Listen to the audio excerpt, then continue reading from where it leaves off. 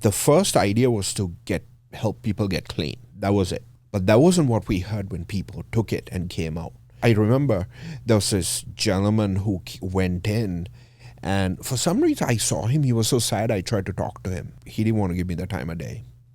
He goes in, he takes a shower.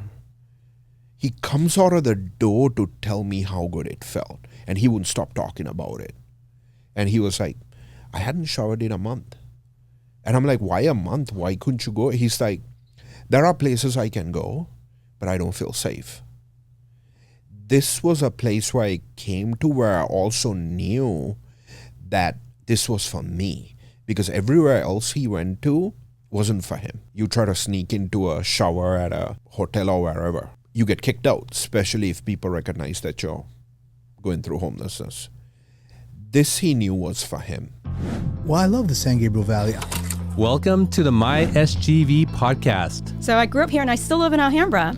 I was raised in between Temple City and Alhambra. Eventually resided in South San Gabriel. Our mission is to capture and share the stories of the people of the San Gabriel Valley. Monterey Park has pretty much been my whole life. Well, I'm proud to say that I was born and raised in the San Gabriel Valley.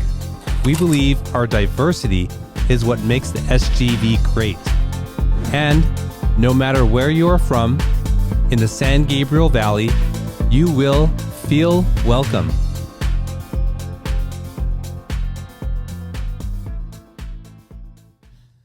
All right, SGVers, welcome back to another episode of the My SGV podcast.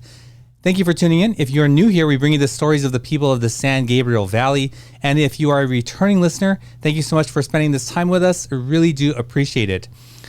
Mel, we got introduced to you by Maryvale, and you do some work with them. And if you haven't watched the episode, go check that out. But the name alone was intriguing to me, the Shower of Hope.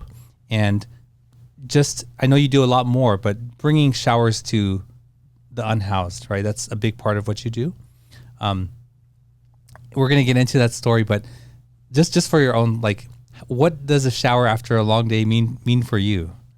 Yeah, it's one of those things we don't think about. We don't think about it because it's like literally 10 feet from our bed. But for me, it's more the shower I take in the morning. Because in the morning, it's that place where nobody interrupts me. It's that time where, it's not just getting clean. It's where you feel like, okay, everything that happened before is done. So it's the cleanliness, but it's also being ready to understand, okay, it's a brand new day. Let's hit the day. Yeah. Oh, I forgot about that too. Nobody can bother you, right? Like you can be with yourself, you can be with your thoughts and have that time to yourself. Yeah, that's so important. And you take it for granted, right? That you just have it at your fingertips. And I mean, it's one of those things where we also debate in our head, right? There's a lot of jokes where, like, people think of like how you get ready for certain conversations, how you have those conversations in your head before you actually have them, because that sense of isolation gives you the time to really focus on how you're going to approach things, right? And a lot of times, we're human, right? We have a lot of, social interactions, but we have a lot of social conflicts, and we have a lot of things where we're afraid to talk about. And that's where, like, you get yourself ready in the shower. Think of it, okay, this is how I'm going to approach this. Get yourself revved up. Okay. And we just had an interesting conversation before this show about shoes. And people know about this show that I'm very passionate about foot health. But it's not an easy conversation to have, and just to be open to it. I can see that you are open to having maybe more challenging or difficult conversations. So I'm excited to get into that story. But before that, thank you to Paris Baguette for sponsoring the delicious treats each and every week for our guests. If you haven't already, go check them out in the city of San Gabriel on Las Tunas, and go say hi to Jason and Joanna for us. Today's guest is Mel Tillekeratne, and he is with Shower of Hope. The Shower of Hope. The Shower of Hope. And you're maybe the fifth or sixth organization that we've had on the show, meaning I'm drawing that distinction because this is a guest-centered show, and we don't highlight businesses, so to speak, right? We highlight the guest, but all of the businesses that we've had on here have all been nonprofits and a cause that we personally really believe in and want to highlight. So just really quick, Mel, can you share just the highlight version of what the Shower of Hope is? So basically, the Shower of Hope is a service that takes mobile shower trailers to where unhoused people are and provides them with showers, but also what people need to take a shower, from hygiene items to what they need afterwards. More importantly, and what I mean is like, basics, right? From food to clothing, but more importantly, case management, so that after a shower, after someone's had something to eat, after they're comfortable, they can talk to a case manager about how do they get out of this situation. I see. Okay. Well, Mel, this is called the My SGV podcast. So what is your connection to the San Gabriel Valley? So, I actually discovered the San Gabriel Valley through the showers. We started working in Pasadena. That's when I really started coming to the valley. And but then since then, we've kind of opened a lot of programs in the valley, right? So it started with showers, but, now we have housing for homeless community college students in Monterey Park, Rosemead, and Pasadena. Or Altadena. So I spend 3 days a week here with all my work, and we also recognize the challenges they're in. And what I mean by that is the city of LA has a lot of resources for people who are going through homelessness. Comparatively, the San Gabriel Valley does not. So that's been a point of focus for us. I see. Okay. And let's talk a little bit about your origins. You're not from the San Gabriel Valley. A little bit further away, something like 8,000 miles. 8,000 miles. Okay. Yeah. And whereabouts are you from? Born and raised in Sri Lanka. And for those who don't know where that's located? So we're a small island, literally 20 miles off the southern coast of India. I see. Totally different culture, totally different cuisine and all that, right? Very different. Honestly, living in Sri Lanka, watching TV, Southern California was like, it was like a fantasy. It didn't seem real. Why is that? Everything from the technology, the focus it had to, the diversity of people and how it was. One of the things in Sri Lanka is like, a lot of people don't know about you, right? And looking at LA, everybody knows LA, right? And everywhere you watch, anytime you watch TV in Sri Lanka, you see LA from San Gabriel Valley to LA County every day. Really? Yeah. So when you live in Sri Lanka, you don't see that, right? You don't see Sri Lanka. So that's why it was so surreal. And, coming here, it still is the place, like in the California dream is real, at least outside of California. Okay. Is Sri Lanka quite homogenous in terms of the people and culture? Very, yeah. So we basically fall into two different races, Sinhalese and Tamils. And then we have a couple of very small, but when you're in Sri Lanka, that's all you see, Sinhalese and Tamil folks. Whereas here, the diversity is like, apparent, right? Like, here we're in the San Gabriel Valley, and then you can go to, little bit like 5 minutes from here, and it's like completely different, right? So Sri Lanka is very, very homogeneous. And what was it like growing up there for you? I think, I'm honestly grateful I grew up in Sri Lanka. Because, I look at how tech has affected the youth today. And growing up in Sri Lanka, tech being like 5 years behind, we didn't have to worry about cameras everywhere, right? You go do anything stupid you want to. You have a lot of freedom. There was a lot of things you did outside with people, right? So I'm happy I had that experience. Mind you, I am grateful I was born to a wealthy family, because I have to recognize Sri Lanka is a country that has issues with poverty.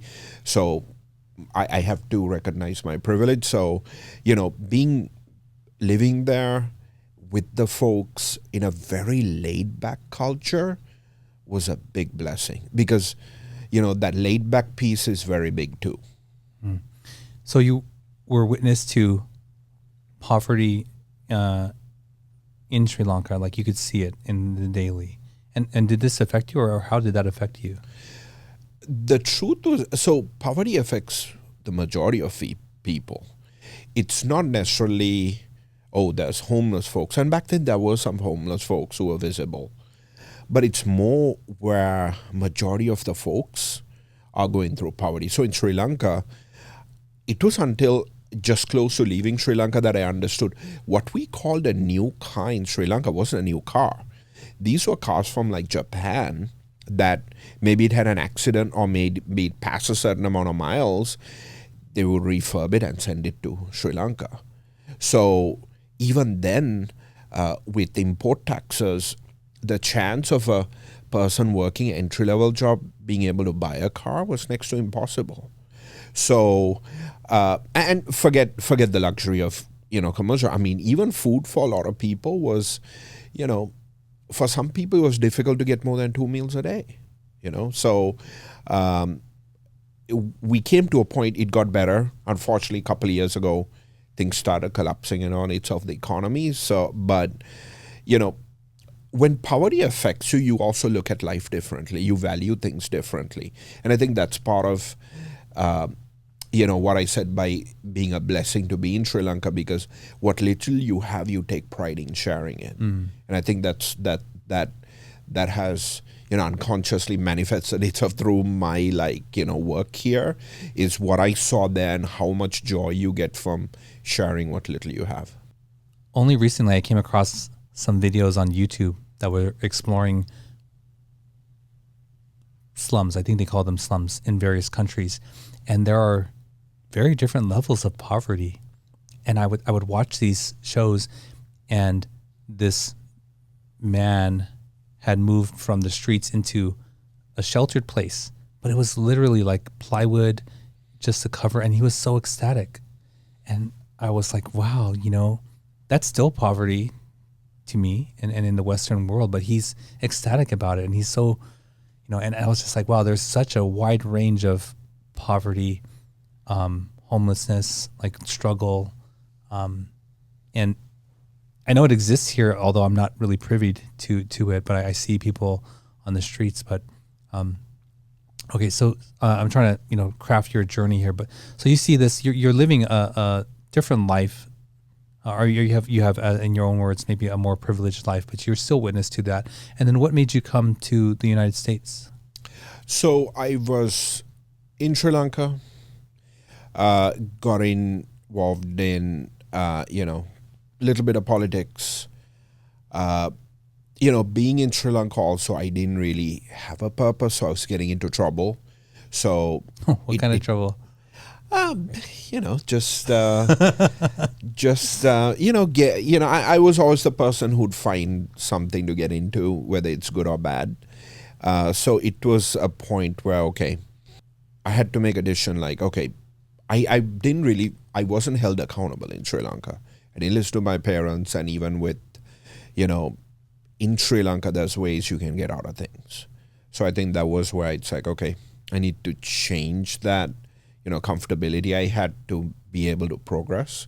So I was thinking of, education, and then it was actually kind of easy for me because I had visited here before to be able to get a student visa. So just decided I was going to come here and try out school here. Did you speak English in Sri Lanka? Yeah, English is our second language, and for me, I was always a little bit into debate, so that also helped a lot. Okay, so you make your way here, and then did you land in the San Gabriel Valley, or where did you first come here? I actually landed first in Orange County. I had friends there. It wasn't the plan. Again, I find friends and I just hang out with them. So mainly in the west side of LA. After I stopped hanging out with them, went to Santa Monica College. And then, honestly, I was lucky. I had a lot of friends. I had resources. So for the first 7 years, I didn't even notice the homelessness that was in LA. I didn't care, honestly. I didn't care. And it was all about having fun for the first 7 years. Okay, so you were in your early 20s when you land here? Early 20s. So you're just sort of having fun here, doing your thing, going to college. And then what was the turning point to make you want to get into this? So throughout my life, I've been in difficult situations where there always was a solution, either through family connections, through friends. I always had options. I never realized that. I never realized that some people don't have those resources. In 2011, I went to a party, was a little bit intoxicated, still drove home, and I took a wrong turn. I had just moved to downtown LA. I took a wrong turn and I went down going east on 6th Street. I went through downtown. I didn't realize it until I came up to Skid Row. There was one place I remember I saw people camping out, and I honestly thought people were waiting to see a movie that was about to come out the next day, or like a store opening.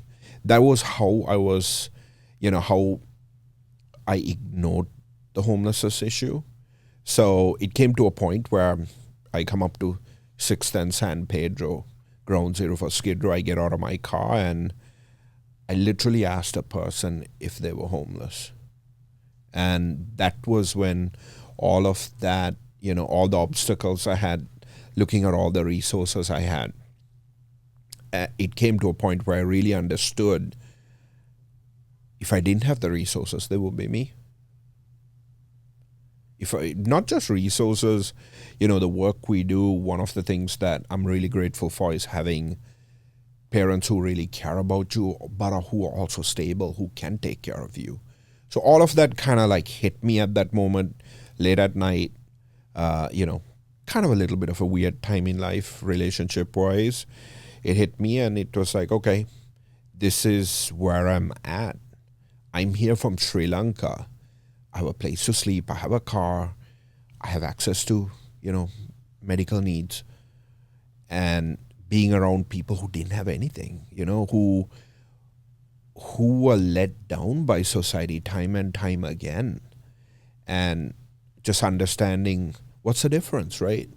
What's the difference? If I'm here from Sri Lanka and that night I gave some of the folks down there food, it just hit me like, here's a person from Sri Lanka who's on Skid Row being able to give back and understanding the privilege of that. So that was what put me on this journey and broke away all that, wanting to just have fun, going from one party to another to really finding my purpose. Well, you're pretty brave to get out of the car. Again, I didn't know it.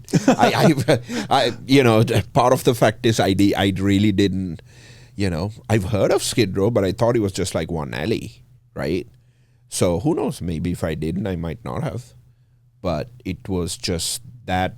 And also when you live in, I was living in Santa Monica, Culver City, right? Yeah, you see some homeless folks on the promenade, but unless you go looking for it, you don't see where they are. So seeing Skid Row, I didn't really understand that this existed and to what level, right? I mean, if you think of it, if you don't go to downtown LA and if you don't pass Main Street, you could stay here for a long time and not understand that Skid Row has thousands upon thousands of people who are really suffering. So that's the state I was in. That was my state of ignorance. I bet you there's a lot of Angelinos and people who live in the SGV who have never seen it. It just exists as a concept, right? One of the things we did when we first started going, we started by giving out meals on Skid Row. And not only giving out meals, we would give out meals at night.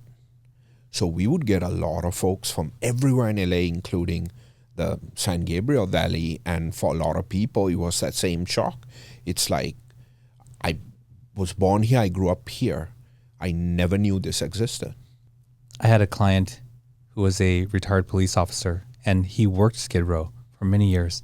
And he told me a lot of stories from there, but he says the one thing that he would never forget was the smell and how powerful and unique it was to that area, and that the people have to sort of live in and endure all the time. I've never gotten out and walk to Skid Row. I've drove through on accident a couple times, but yeah. So is it, as he describes, like a very distinct and? It's very distinct. I mean, the thing with Skid Row is there's, in that little space, there's 6,000 people who live on the streets. But then there's thousands of people who live in supportive housing right around there. I'm talking like close to 10,000 people. So it's a very, very dense area. And compared to other places in LA, there's little, we create a lot of trash, right? Each of us. I do a lot because I eat everything out. Or I buy all my food from restaurants, right? You create a lot of trash. But you have trash bins in your home, and my little apartment building has a huge dumpster. You take it out, you put it there. But when you live directly on the street, you don't have a place to put that trash. When you have 6,000 people living on the street, there has to be 6,000 trash bins to support that because we create all that trash. So when you don't have it, that's one thing. Second, there's no bathrooms on Skid Row. When the shelters close, some of the shelters open their doors for people outside to use the bathrooms. We provide some bathrooms. There's a couple of bathrooms that are open 24/7, but again, 6,000 people, all their urine and feces, people have to survive. There's no options, right? People always think of it like, oh, they're dirty. No, you don't have an option. If you are living on the street and nobody was going to open the door for you to use the restroom, you do what you have to do. Yeah. So that's the effect of 6,000 people, and it's very distinct. Yeah. Yeah. I can hear you speak with compassion and empathy towards these people, and I honestly would not have had you on this show if I couldn't detect that, because, like how we speak of a person's, just general humanity, right? It matters. So you had this time when you first encountered Skid Row, and what was the first thing, or how did you move towards, actually building something to help them? So it was very organic. After that first day, or on that first day, my second question after asking if you were homeless, which I really did ask, was, are you hungry? And there were a couple of people awake, and they said yes. So I looked up the closest McDonald's was on Alameda. And mind you, this is now 2:30 in the morning because I'm talking to people. So I go to the McDonald's, get 10 sandwiches because most people are awake. I bring it out, and when I'm giving it out, I get rushed, right? Second someone hears McDonald's, especially at 2:30 in the morning, a lot of people wake up. Were you scared at all? Little bit, yeah. I won't say a little bit because that's not the truth.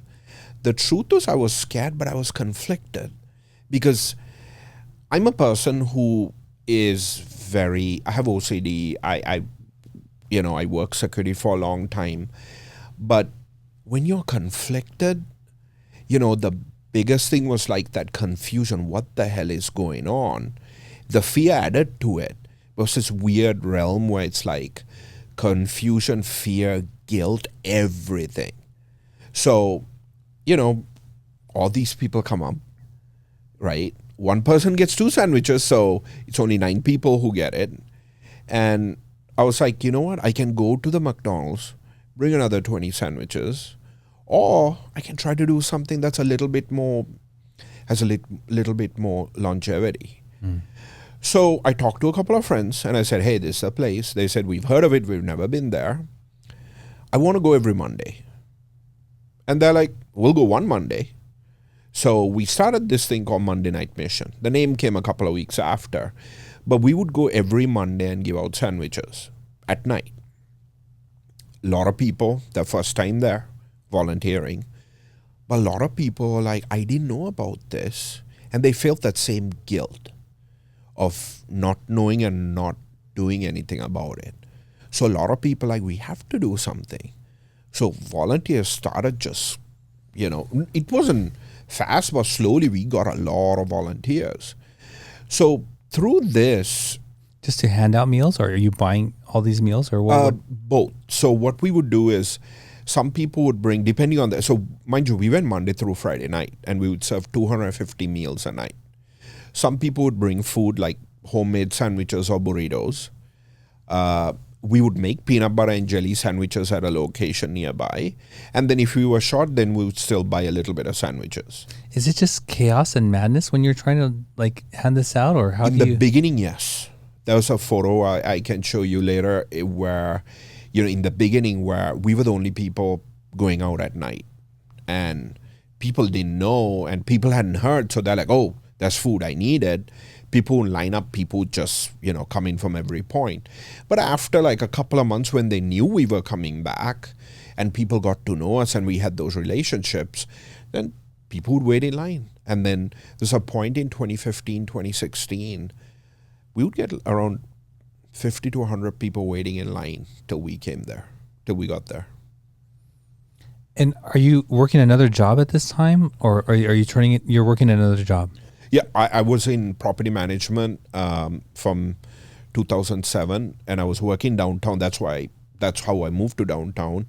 So I would work, during the day, and this was for everybody who was volunteering. This was at night because we would meet up at 7:30, make up those sandwiches. 8:30, then we'd leave, then we'd get to Skid Row at 9. So majority of the volunteers were working. Wow. And you did this for several years. 7.5 years. And then when did you transition to do it full time? So 2016, we were averaging like 50 volunteers a night. All the school, yeah. Who's doing all the admin for that coordination? We had a very simple system. We would put a Facebook post on our page every day. People would have to check in, but also say what they were bringing in. So people would make up the difference. And then, it came to a point we were like, okay, we can't take more than 50 people a night because that's chaos on top of chaos. But, there were so many volunteers who were willing to do that work, right? Help coordinate. There was multiple different people every day. One person coordinating how many volunteers, one person coordinating food, another person coordinating the water. And we had a system that worked. It wasn't the best system, but 250 meals a night. Were you doing any case management at this time, or just feeding them? Just feeding them? No. Once in a while, we would have folks come in to us if they had kids. And again, not case management. There'd be folks new to Skid Row with kids, and whenever we came across them, we would work towards trying to connect them to other things. But our knowledge of what was going on was very, very new. So we were just learning all of this. And mind you, until I came across Skid Row, my knowledge of mental illness, let alone how, we have such a bad foster care system and how family abuse plays a lot into this, was next to nothing. So it was all learning on the go. Mm. So you said in 2016 is when you made something official. So 2016, we have a lot of volunteers, and me and another volunteer, Damian, we were like, we need to do something more. And and kudos to our volunteers. They were like, hey, we're giving our food. What's the next step? They were the ones pressuring us, right? And some of them are like, I can maybe come once a month, but how can I help during the day? So then we looked at, okay, what's missing? What's missing, but what's something we can provide as just a very ragtag team of volunteers? And a lot of people came up and said, hey, the thing, if I could get something simple that I really want, it's a shower. So in 2016, we were like, okay, you know what? Let's get one mobile shower trailer. It's singular, the Shower of Hope. We were like, one and done. Use it on Saturdays, maybe Sundays. So we had a friend, Barbara, who bought us a shower trailer. We had another friend called Oma who bought us an old truck. And we're like, okay, we'll do this on Saturdays. A shower trailer is something that exists already. Like you didn't, okay. So these are from these were made for concerts and whatnot. Oh, okay. Coachella, right? Things like that. So shower trailers for movie productions were something. What we did is we crafted it to the needs of the people we were serving. So little things like usual shower trailers for musical shows are just walk-in shower stall. Ours would have a sink so people can brush their teeth, shave, have a little space, because a lot of folks have like a big backpack and they don't feel comfortable without it with them. So we had a space where they could bring it in, and all of them were like enclosed shower, sink together, so that you walk into a dorm style bathroom. If you don't know anyone, you won't feel safe. So we wanted our folks to have that too. So we, did a little bit of tweaks here and there. How many showers are in this trailer? The first one was 4. 4? Yeah. 4 individual 4 showers. individual stalls, yeah. And how many could you accommodate at one time? Like in a day, how many would go through there? We came to a point where, like, from where we were and how long people were willing to wait, the max would be like 65. Average would be anywhere from 30 to 35. And how long do you give them to shower, or is there a limit? 15 minutes. 15 minutes? Yeah. 15 minutes of water for 4 showers going. Yeah. Now, mind you, this is not from onboard tank. We would have to plug in directly to, And mind you, these have really good water pressure, because that's a big thing for me. If I don't have water pressure, I can't shower. So it would be plugged into a, spigot. Just a spigot, not like something more substantial. No, just a spigot. The trailer does have water pumps in it, circulation pumps. So it would pull more water and it would push it out enough that all 4 would get very good shower pressure. Oh, wow. Wow. Okay. What was the feeling, from going from providing food to providing this? Like, what were you experiencing seeing, that you were giving this thing to these people who needed it? Honestly, we didn't see it until we actually put it into use. The first idea was to help people get clean. That was it. But that wasn't what we heard when people took it and came out. When you saw that person, you see people going in dejected, like just done. They walk out a new person. I remember there was this gentleman who went in, and for some reason I saw him. He was so sad. I tried to talk to him.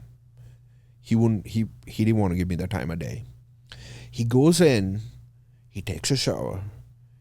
He comes out of the door to tell me how good it felt, and he wouldn't stop talking about it. And he was like, I hadn't showered in a month. And I'm like, why a month? Why couldn't you go? He's like, there are places I can go, but I don't feel safe. This was a place where I came to where I also knew that this was for me, because everywhere else he went to wasn't for him, right? Like, you try to sneak into a shower at a, hotel or wherever, right? You get kicked out, especially if people recognize that you're going through homelessness. This he knew was for him. So he had that safety. And later on, it's crazy how that safety, what that safety means to people. So one of the things we've learned throughout this time is, one is, a lot of people are hesitant to get into our showers in the beginning. Why? One, they don't know us. We bring in a trailer and say, hey, get in. Shut the door, right? I'd be like, hey, get the hell out of here. I'm not doing that. So that trust factor. 2, why are you offering this? Right? They don't understand, okay, you have a trailer. Why are you trying to do this? 3, people have experience, especially the folks we serve, right? Some have a history of being incarcerated, where you're exposed to violence in the showers. Some have a history of being exposed to violence using those big showers at shelters, right? That's where you're most vulnerable. So for a lot of people, I remember there was this one person, it took him 6 weeks. And finally, everybody within his encampment forced him to take a shower because he was bawling. He's like, I can't go in. He would stay on the steps, wouldn't go in. Finally, his friends were just jokingly to help him, were like, hey, we can't stand you. You got to take this shower. And his first shower he took with the door open like 6 inches because he was so afraid. But after that, he was comfortable. But for me and you, right, like for me, my bathroom's 10 feet away, right? I'm one of those people who take a long shower, especially if I'm sleepy or especially if I'm upset. that's a comfort place. For them, it's not. So it wasn't just the good of understanding, hey, these people are grateful to have a shower. The other part is women who are going through their menstrual cycles. They only get to shower so often. They're afraid of being victimized. They're afraid of violence that comes with them trying to take a shower. To understanding that even if we can give a shower, they still have to sleep on the street. So it was, don't get me wrong, we were grateful for it, but we always knew to this day, we're providing an auxiliary service. It is an essential service, but we're not solving homelessness. We will never say that we solve homelessness with showers, because we aren't. That idea of, what do you want from this? I'm a Christian myself, but I think that evangelism, that street evangelism, going out there like, here's a sandwich. Can I talk to you about Jesus? Like, there's a real discomfort there, right? And like, this is like an essential that they need. And so you've gone past a lot of barriers there to get them to have trust and overcome these fears. And it sounds like you want to provide more to them, right? We're going to get more into that story, but we ask each guest to bring an item with them. Mel, what did you bring with you today? This watch I bought in 2018. Can you show this camera? Hold it up a little higher. Okay. And so describe this. It's an all-black watch. It's an all-black Nixon. Everything I have is black. Okay. Car too? Yeah. Okay. So all black, interior, exterior. So the thing with this watch... Can I see? Yeah. What did you call it? It's a Nixon. Nixon, okay. Yeah. So I go through, I like watches. I go through watches every couple of years. And I got this in 2018, and it always is during a certain time. I don't even use it for the time. This is off by 8 minutes.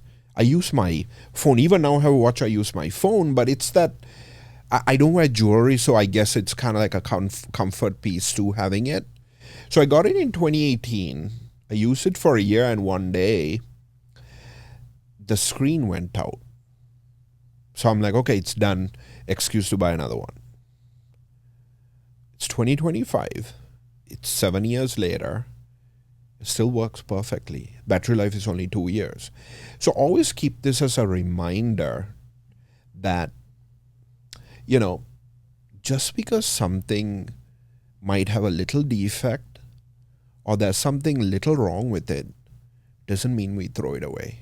And I keep this as a reminder within our work, because I grew up, my parents were very caring, but only thing they wanted was for me to be a physician.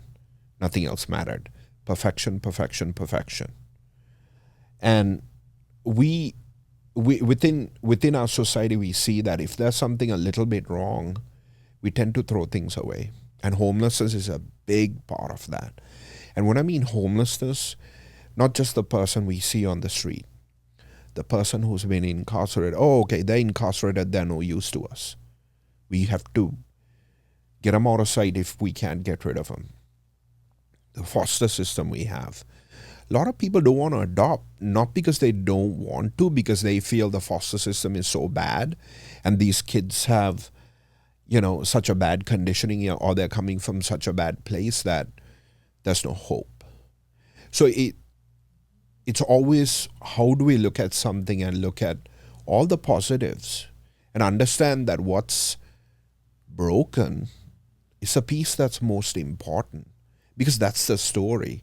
So when we look at a person, if that person made the mistake, right, has the person learned from it? If they learned from it, how valuable that is, in the sense that, you get people who do good because we were conditioned to do good, right? Our religion said, right, wrong, right, wrong, right, wrong, walk on the side of right. But when we look at people who walked on the side of the wrongs, who made those mistakes, they understood the effect it had on others, and therefore they chose to walk on the side of the right. I think that's more important than just going with the things that don't have a defect.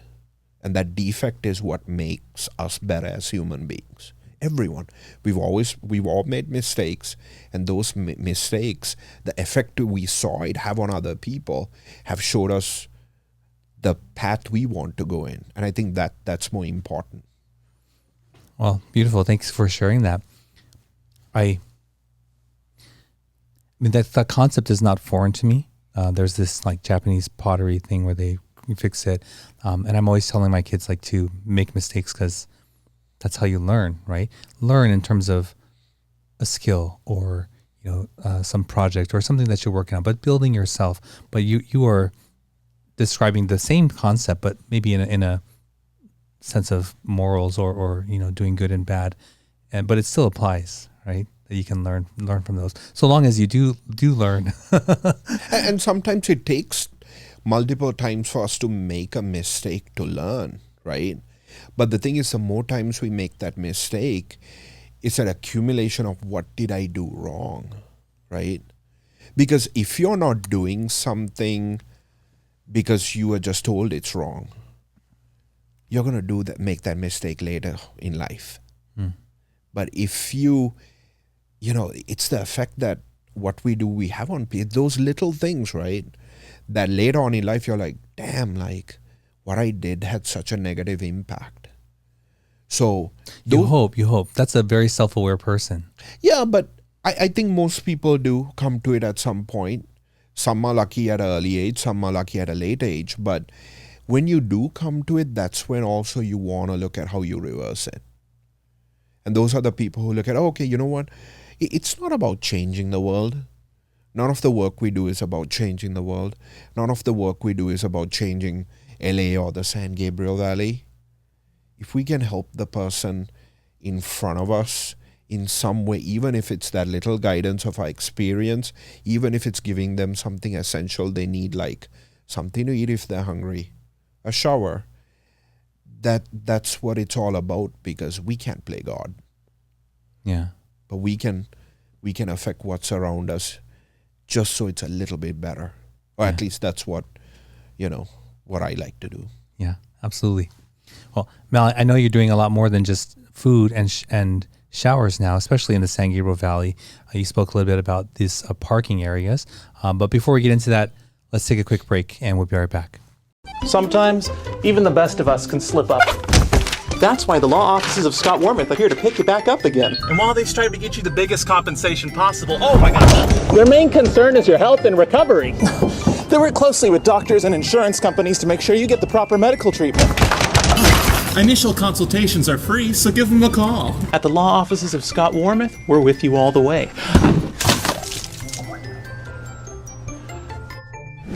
I'm Scott Wormuth. We've been fighting for your rights for more than 40 years. All right, we're back with Mel. Mel, before the break, we were getting into what else you're doing besides food and showers. But when we come back from break, we like to ask questions from this deck of cards called Icebreakers. And they're just another way for the audience to get to know both of us a little bit better. So I'm going to be answering as well. Mel, would you rather be too hot or too cold? Too cold. Easy, huh? Easy. You'd rather be too cold. Why is that?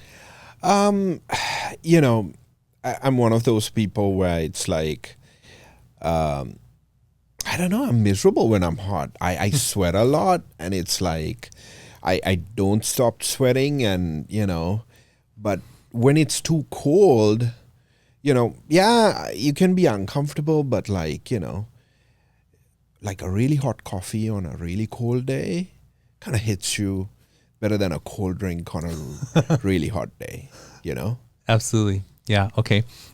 I would say that this definition has changed over time. I 100% would agree with you. But now my family is from Canada, and specifically Winnipeg. And Winnipeg is one of the 5 coldest cities on earth. And I had not experienced like minus 40, minus 50 before. And it's painful.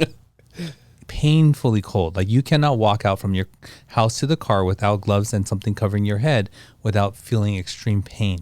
Like you're not going to make it. And beyond that, your car breaking down on the road could mean death, right?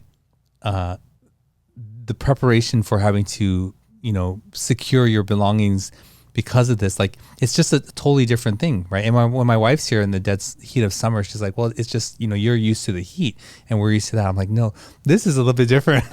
So I do want to clarify, I answered in Southern California, too hot, too cold, not Winnipeg. No. If it drops below 40, I'd probably be dead. So,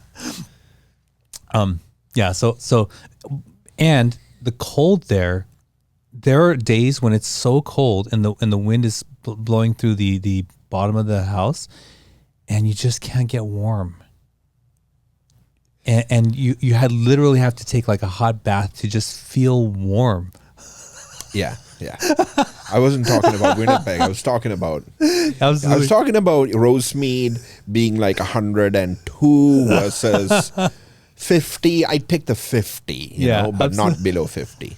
Absolutely. Well, if you're watching or listening, let us know, what would you prefer, too hot or too cold? So now back to you and the Shower of Hope. When we spoke, you said that you're also providing case management, but this parking concept where people can safely park their cars.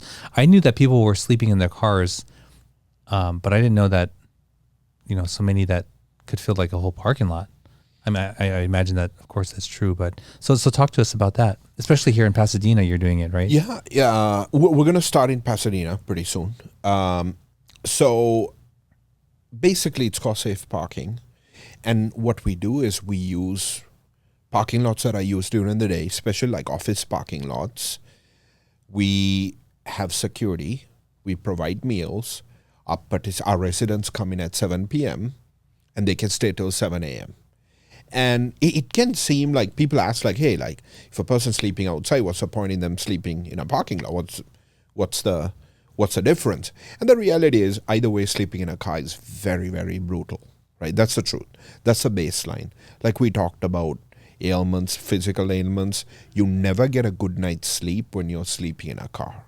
But the safety factor, one of the things that one of our first participants told me, was a 24-year-old girl, and I said, hey, like, why? I wanted to ask her. And she said, she was never attacked, but every time she was sleeping, right by like 5:30, 6 a.m., she said people walking to work, men, would knock on the window just to get a reaction from her. That's it. They would knock on the window and keep going. And she said that feeling of vulnerability, that she never felt like she could sleep, like her eyes were always open. So the safety is a big piece. 2, bathroom access. Again, right? Doesn't matter if you have a car, during the day you can go to a Starbucks, right? But at night, where do you go? So we have a bathroom on site and place where they can wash their hands. Meals, we provide meals 7 days a week. So people know if they come in, they're safe, they get something to eat, there's a bathroom on site, and that's when the case management piece comes in. And it's not just regular case management saying, hey, we are connecting to housing. One of the things we do that we've been really successful at is we hire the folks in our residents, right? They already have a vehicle. Majority of them want to work. We hire them at the showers. So that income makes a big difference, right? You can have all the resources, but a lot of these vouchers don't cover deposits. So by us giving an income on top of showing them the resources, that makes a big difference for some, and for others who need, I kid you not, Russell, we've had multiple people. Even recently, a lady, after she left, she told me she was in her car because she was going through chemotherapy. This is USA 2025. She was a truck driver who got cancer, and while she was going through chemotherapy, she couldn't work. She couldn't pay her bills. She had to put everything for treatment. She stayed in her car. She was in her car for a year till she got better and she could go back to work. So it sounds very it's one of the most basic programs out there. And this is for people at a very high level of stability, even being outside. But for those people, the program works really well. And you also run housing programs as well, right? And that was the connection with Maryvale. Can you talk about that? Yeah, so 2019, we opened our first safe parking program. And one of our first residents, I'm going to call him Alex. He was going to Pasadena City College. He was sleeping in his car. He had a physical disability. And, let alone trying to get sleep. I talked to him. And what he told me is like, I can't concentrate on school. I can't concentrate on homework. I'm just trying to get some sleep. Just sleeping outside, right? Like it just messes up your whole day.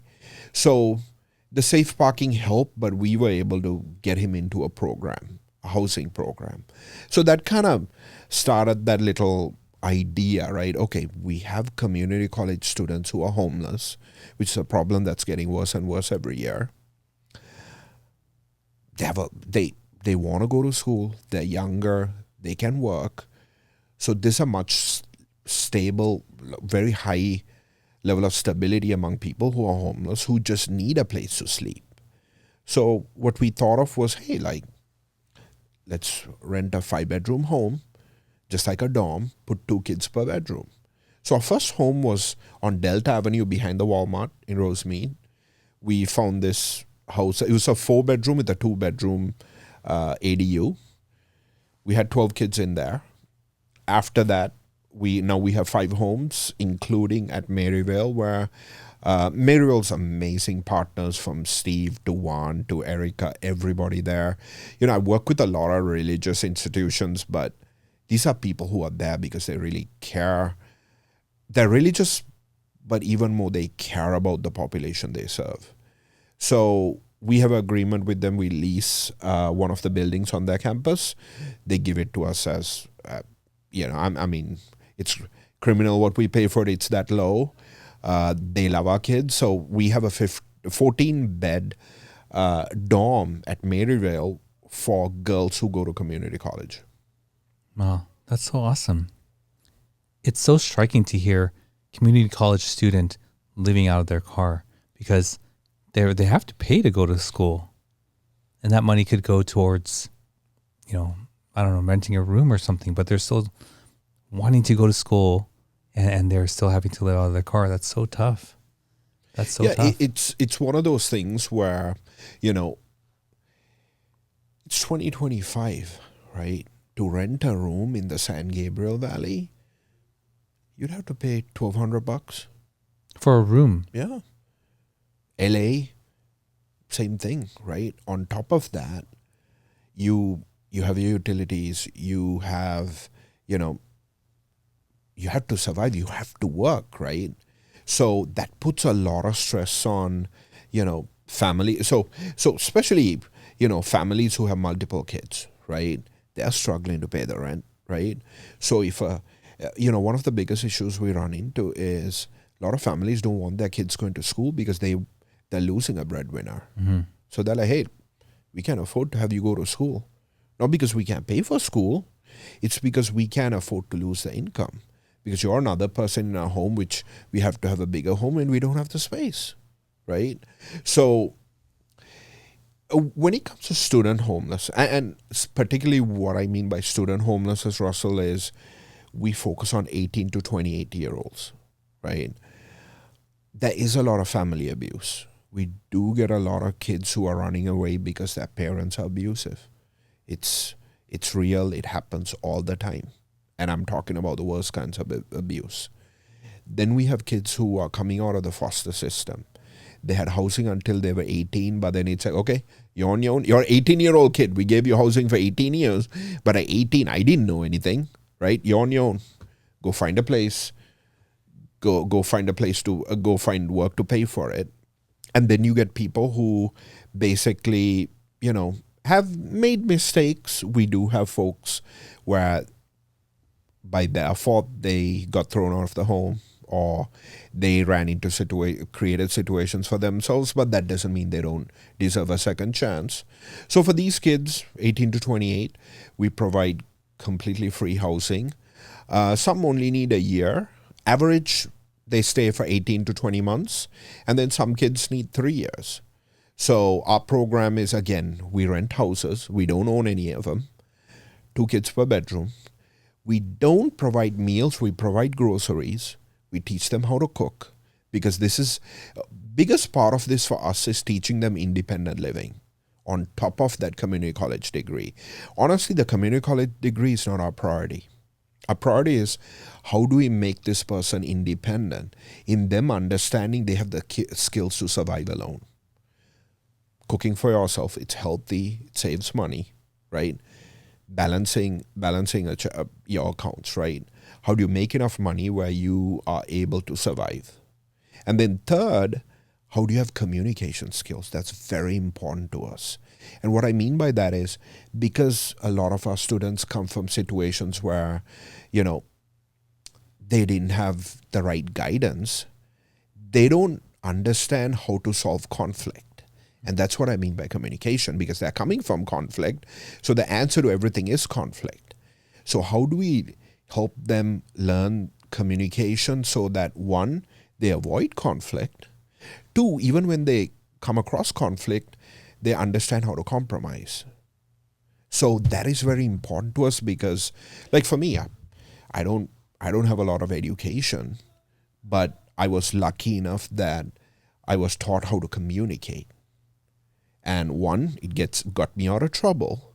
2, it opens doors for you, right? Anyone can go to an interview and say what you're supposed to say. But if you know how to game that interview, if you know how to say the right things, right? Because not every interview is the same. You look at that interview and like, what do I need to tell this person to get me that job? That's how you could have a PhD, but people will hire the person who can talk, right? So how do we teach them that communication? Mm-hmm. And within that, we figure this is a person who's independent. This is a person who can problem solve. And that's the goal for us. Yeah, that's awesome. Teaching them real life skills that's going to benefit them going forward. Well, Mel, in the interest of time, we're going to move forward on the show. But it sounds like you're really going to have some impact with that. More than just a meal, more than just a shower and a meal, but really changing lives. So I commend you for that and the work that you're doing. But we're going to move on to the final segment of the show, and we're going to talk about something a little bit more lighthearted, which is food and what you like in the San Gabriel Valley.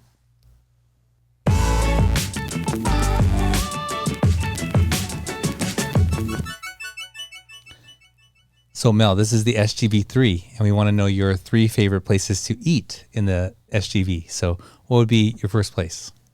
Aipo Kopitam. Okay. So pronounce that again. Aipo Kopitam. I don't know if I'm pronouncing it right. I don't know either. So I'm assuming you are. Space Kopitam. I've been there once. Okay. So tell me about it. It's Malaysian. And the reason I love it is it's very similar to Sri Lankan food. Not as spicy, more flavorful. Even the presentation, they have some dishes they serve to you on a banana leaf and rice and curry. And, growing up as a kid who grew up with rice and curry, that's like my favorite in San Gabriel Valley. So what do you get there? It's called the nasi lemak. It's rice, chicken curry, and a couple of other dishes. I don't even know. Dry fish, all served on that banana leaf, and that's my favorite. Unfortunately, that's the only thing I get. I do get their wings as an addition, but every time I go there, I get their nasi lemak. And where are they located? Just on San Gabriel. On San Gabriel? Yep. No, it's Garfield, right? Garfield, sorry, on Garfield, yeah. Garfield, like south of Valley. Not the best at directions. Okay. I think it's over there, yeah. It's worth it. And Malaysian food, you don't find it everywhere, right? So it's a complete different set of taste buds that it opens. Yeah. And it's always been packed. Every time I either drive by there, and the one time I went, it was packed. Awesome. And the second place? Daikokoya. off Atlantic. Yes. It's on Atlantic. I love chicken karaage. I love their chicken karaage. I love their fried rice. I love their pork cutlet. Whenever I work, I try not to go there too often every day for lunch. So, yeah.